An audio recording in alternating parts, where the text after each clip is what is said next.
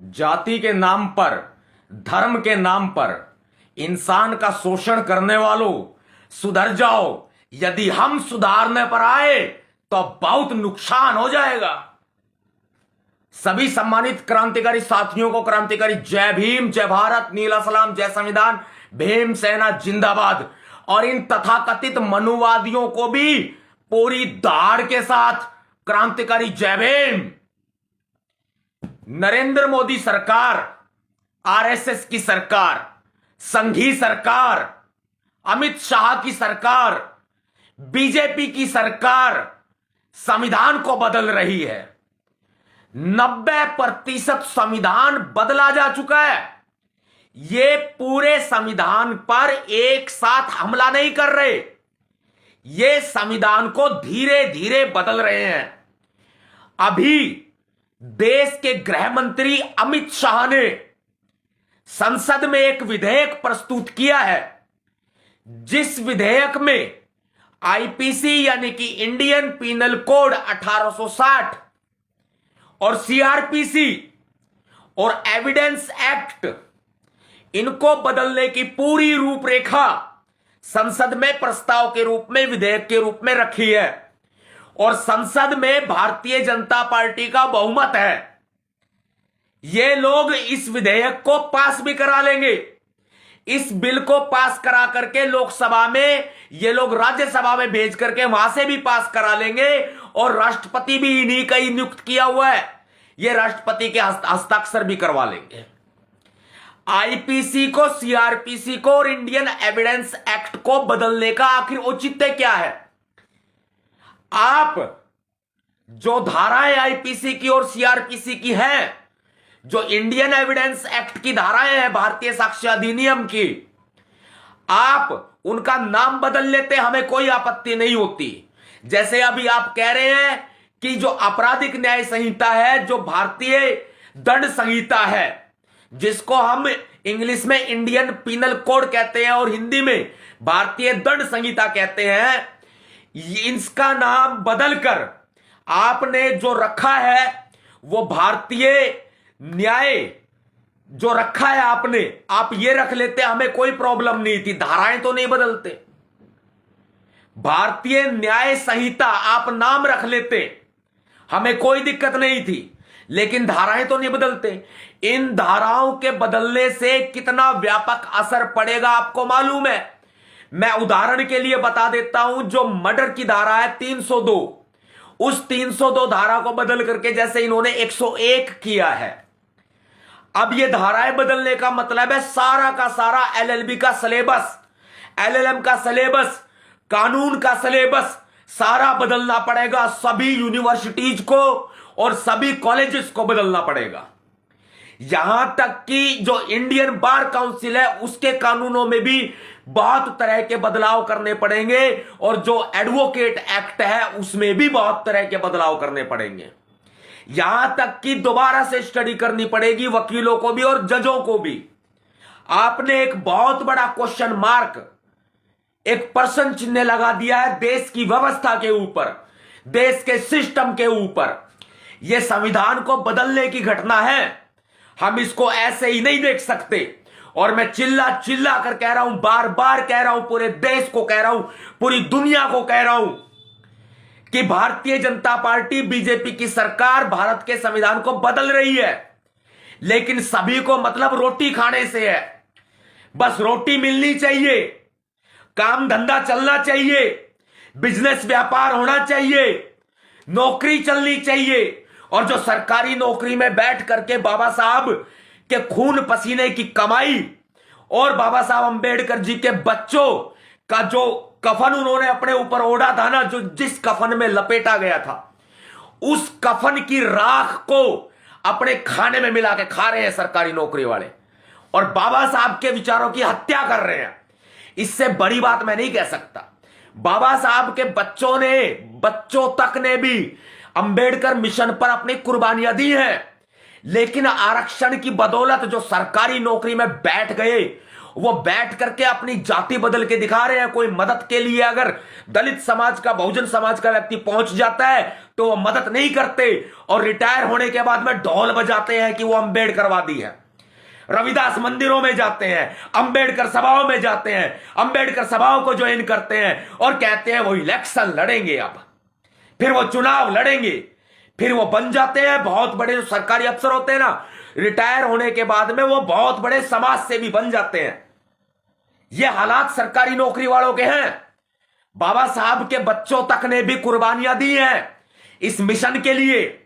और बाबा साहब अंबेडकर जी के बच्चों को, मृत शरीर को उनके जिस कफन में लपेटा गया था ना, वो राख खाने के बराबर है जो तुम रोटियां खा रहे हो।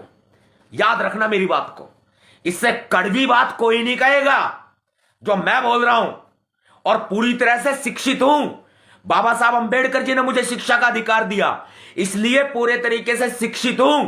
कोई बावली बात नहीं कर रहा, कोई पागल बात नहीं कर रहा है, पूरे तरीके से शिक्षित होने की बात कर रहा हूं मैं, तार्किक बात कर रहा हूं, ज्ञान की बात कर रहा हूं, नॉलेज की बात कर रहा हूं। मैं सिंबल ऑफ नॉलेज की बात कर रहा हूं जो बाबा साहब अंबेडकर जी को कहा जाता है। बाबा साहब अंबेडकर जी के विचारों की हत्या करने वाले वही लोग हैं जिनको रोटी मिल रही है टाइम पे, जिनका पेट भरा पड़ा है, जिनको जरूरत नहीं है मिशन की, जिनको आवश्यकता नहीं है मिशन की। नरेंद्र मोदी की सरकार संविधान को बदले जा रही है और हम आंखें फाड़ के देख रहे हैं। आंदोलन की रूपरेखा बनानी पड़ेगी भाई, मैं तो बनाने में लगा हूं। मैं आपको बता दूं, बनाने में लगा हूं और बहुत जल्दी मैदान में आने वाला है आपका भाई नवाब सतपाल तंवर। आपके भैया जी नवाब सतपाल तंवर बहुत ही जल्दी मैदान में आने वाले हैं। पार्टीबाजी को छोड़ के, संगठनबाजी को छोड़ करके मिशन के ऊपर फोकस करना है और मिशन चलाने वाले व्यक्ति का साथ देना है। कई सालों से आप मुझे जानते भी है, पहचानते भी हैं, आपने मुझे परखा भी है। मुझे तो सपना चौधरी के 1.5 करोड़ नोटों की गड्डी ने खरीदने की कोशिश करी, जब ना मैं बिका। मैं जब नहीं बिका तो मैं अब क्या बिकूंगा। मुझे ये बीजेपी वाले खरीदने की कोशिश करते हैं, ये कांग्रेस वाले खरीदने की कोशिश करते हैं, जब इनके कागज के टुकड़े जो हमारी पैर में ठोकरों के बराबर हैं, इनके कागज के नोटों की गड्डियां, गांधी छाप जो गड्डियां हैं इनकी, जब वे मुझे खरीद नहीं पाती तो मेरे ऊपर केस दर्ज कर देते हैं। 56 मुकदमे मेरे ऊपर दर्ज कर रखे हैं इन्होंने कई बार मुझे जेल में डाल करके जेल में सड़ाने तक की साजिश रची है, मेरा एनकाउंटर तक करने की साजिश रची है। और जो अपने भी ने बने फिरते हैं बहुत सारे, वो अपनों ने भी इतने दगे दिए हैं, इतने पीठ में छुरे घोपे हैं हद से ज्यादा। हम फिर नहीं डटे, हम फिर नहीं रुके, हम फिर भी आगे बढ़ रहे हैं लगातार और समाज के लिए काम कर रहे हैं। क्योंकि मुझे याद है, मुझे पता है, जब मुझे अपने भाइयों का, अपनी बहनों का जो खून निकाला जाता है ना, जो उनके साथ अत्याचार किया जाता है, जाति के नाम पर शोषण किया जाता है, जब उनको मार दिया जाता है, तब हम न्याय के लिए जब सड़कों पे उतरते हैं, उनके न्याय की आवाज उठाते हैं, तो अब हमारी आंखों से आंसू बहते हैं उनके हालातों को देख करके, उनके सिस्टम को देख करके। उनको न्याय नहीं मिलता है। यह मनुवादी सरकार और मनुवादी प्रशासन क्या करते हैं बता दूं मैं आपको। हम लोग कलम से लड़ाई लड़ने की बात करते हैं, लेकिन यह मनुवादी सरकार और मनुवादी प्रशासन कलम की ताकत को, हमारी को कमजोर कर देते हैं और आरोपी को संरक्षण देकर के उन्हें बचाने का प्रयास करते हैं, उन्हें जमानत दिलवा देते हैं कोर्ट से और उनको बरी करवा देते हैं। क्या रास्ता बचता है भाई आखिर में, बताओ आप।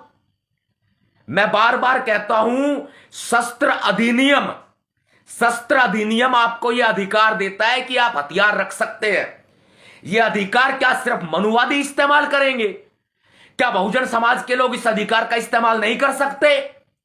या वो तथाकथित बुद्धिजीवी ज्ञानवर्धक कैप्सूल ज्ञान बांटते हैं कि बाबा साहब अंबेडकर जी ने कलम उठाने की बात कही है, कलम उठाओ, हथियार मत उठाओ।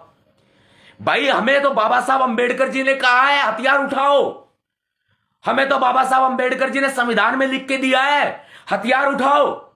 हमें तो बाबा साहब अंबेडकर जी ने शस्त्र अधिनियम, आयुध अधिनियम, आर्म्स एक्ट बना करके दिया है, उसमें अधिकार दिए हैं हथियार उठाने के भी, लाइसेंसी हथियार रखने के भी। अधिकार दिए, अपना लाइसेंस प्राप्त करो भाई, उठाओ, अपनी रक्षा करो, अपने परिवार की रक्षा करो। न्याय देने वाले बनो ना आप, न्याय मांगने वाले क्यों बनते हो? न्याय देने वाले बनो, अपने आप अत्याचार मिट जाएंगे। और बार बार कह रहा हूं मैं, ये लातों के भूत है, मनुवादी बातों से नहीं मानेंगे। ये मनुवादी लातों के भूत हैं, ये बातों से नहीं मानेंगे। जहां कलम की ताकत की बात है, कलम वहां अपना इस्तेमाल करो, कलम की ताकत का। लेकिन कलम की ही ताकत हमें हथियार रखने की ताकत देती है। कलम की ही ताकत यह कहती है कि आप हथियार रखो। शस्त्र अधिनियम, आयुध अधिनियम, आर्म्स एक्ट, भारत का संविधान हमें यह अधिकार देता है।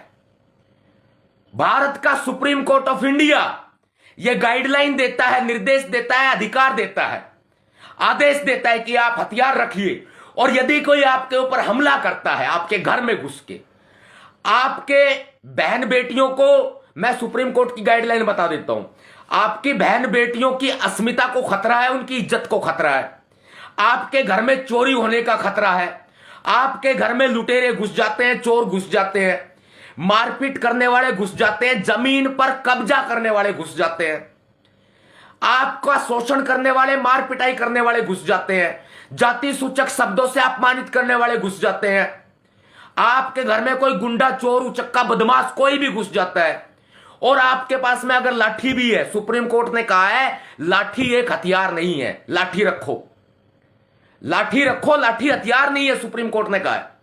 अगर आपको हथियार रखना है, जैसे बंदूक है, तलवार है, और चीजें हैं, आप लाइसेंस लो। लाइसेंस लेने में ज्यादा पैसे नहीं लगते हैं, आप लाइसेंस लो, लाइसेंस लेकर के अपने घर में रखो। सुप्रीम कोर्ट ने बकायदा कहा है, यदि अपने परिवार की, अपनी संपत्ति की, अपनी इज्जत की, अपने मान सम्मान की, अपने स्वाभिमान की रक्षा करते हुए यदि सामने वाले व्यक्ति को चोट लग जाती है या फिर उसका मर्डर हो जाता है, उसकी हत्या हो जाती है, ऐसे में आपके ऊपर 302 का मुकदमा नहीं चलेगा। यदि कोई पुलिस आपके ऊपर 302 का मुकदमा अगर लगा देती है तो सुप्रीम कोर्ट, हाई कोर्ट उसको खत्म कर देंगे, या फिर उसकी धारा बदल करके 304 जो गैर इरादतन हत्या की धारा है, जिसमें बचाव किया गया है अपना, उसमें मुकदमा चलेगा। गैर इरादतन हत्या का मैं बहुत बड़ी नॉलेज दे रहा हूं आपको, क्योंकि तथाकथित बुद्धिजीवी ज्ञानवर्धक कैप्सूलों की दुकान चलती है, इसलिए वो आपको झूठा ज्ञान देते हैं, गलत ज्ञान देते हैं, कलम उठाने की बात करते हैं, सिर्फ अपनी आत्मसम्मान की रक्षा की वो बात नहीं करते। अब यहां मनुवादी जो है ना, मनुवादी एक से बढ़ के एक आ रहे हैं निकल निकल के। एक तो वो बागेश्वर धाम वाला पंडा है, बागेश्वर बाबा, एक तो बागेश्वर धाम वाला पंडा है वो धीरेन्द्र कुमार शास्त्री उर्फ ढिल्लू, इसको ढिल्लू कहा जाता था बचपन में, युवावस्था में, अभी भी इसके गांव में इसको ढिल्लू ढिल्लू कहते हैं, धीरेन्द्र शास्त्री को। एक तो ये हिंदू राष्ट्र बनाने की मांग कर रहा है बार बार, एक ये देवकी नंदन कुरकुरा, देवकी टंडन कुरकुरा, जिसका नाम है देवकी नंदन ठाकुर, और हम कहते हैं उसको देवकी नंदन कुरकुरा, सारी दुनिया कहती है देवकी टंडन कुरकुरा। ये व्यक्ति जो है ये हिंदू राष्ट्र बनाने की बात कर रहा है। इनके हाल देखो, इनके ढंग देखो, ये ट्रांसजेंडर, सॉरी ठीक से नहीं बोल पाया था, ट्रांसजेंडर है ये।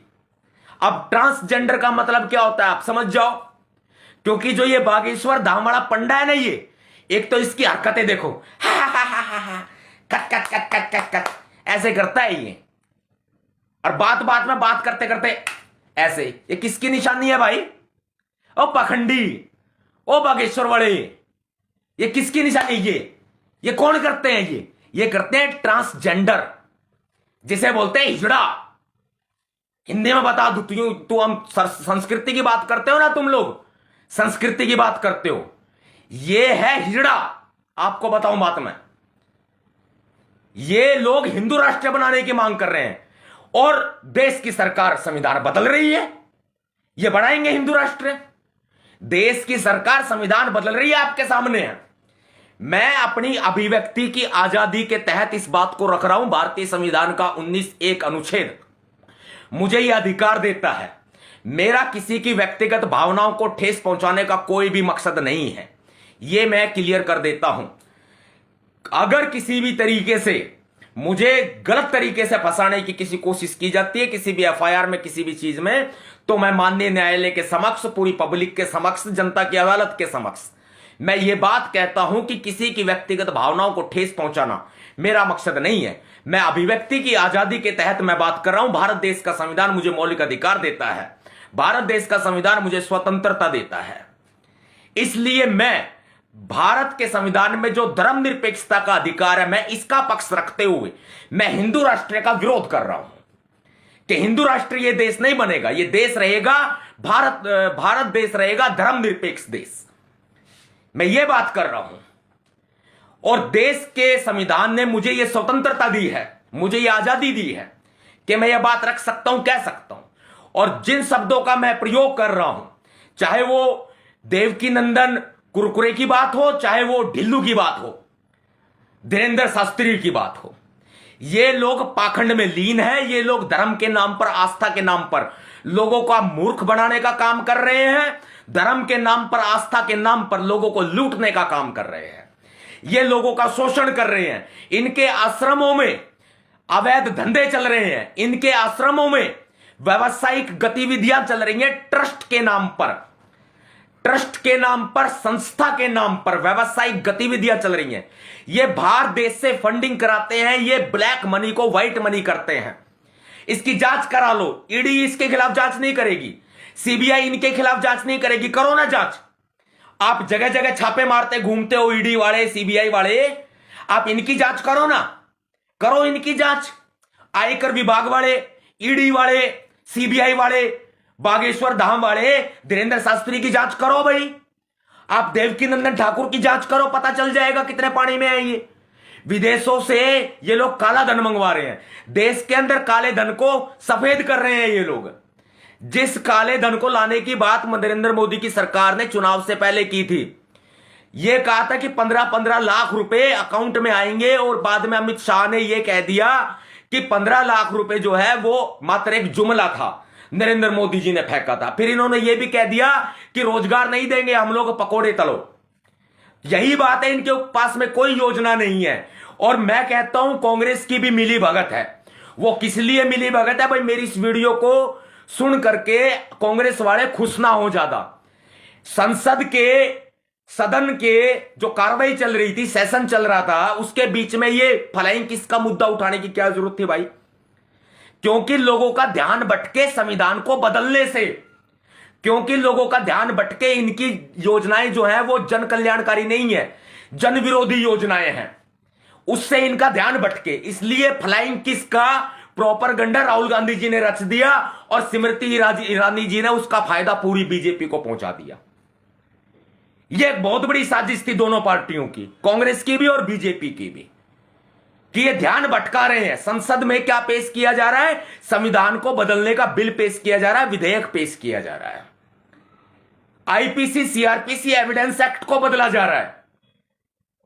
और बागेश्वर धाम के अंदर लुटेरे बैठे हुए हैं, बागेश्वर धाम के अंदर लुटेरे बैठे हुए हैं, लुटेरे बैठे हुए हैं बागेश्वर धाम के अंदर, लुटेरे बैठे हुए हैं मथुरा के वृंदावन में, जो इसका आश्रम इसने बनाया हुआ है ट्रस्ट का, देवकी नंदन कुरकुरे ने, यहां लुटेरे बैठे हुए हैं ये लोग। और बाबा रामदेव को कौन भूल जाएगा भाई?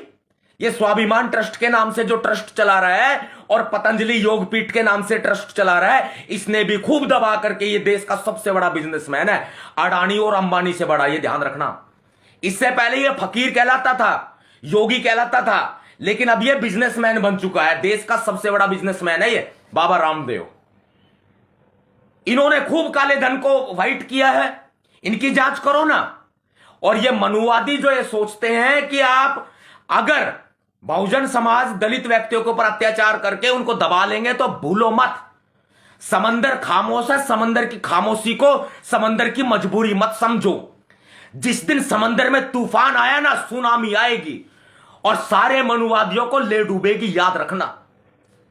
मध्य प्रदेश के अंदर अभी एक कांड हुआ है, 2-3 लोग थे जो कि राजपूत कम्युनिटी से आते हैं। पूरा राजपूत समाज गलत नहीं है, मैं क्लियर कर देता हूं।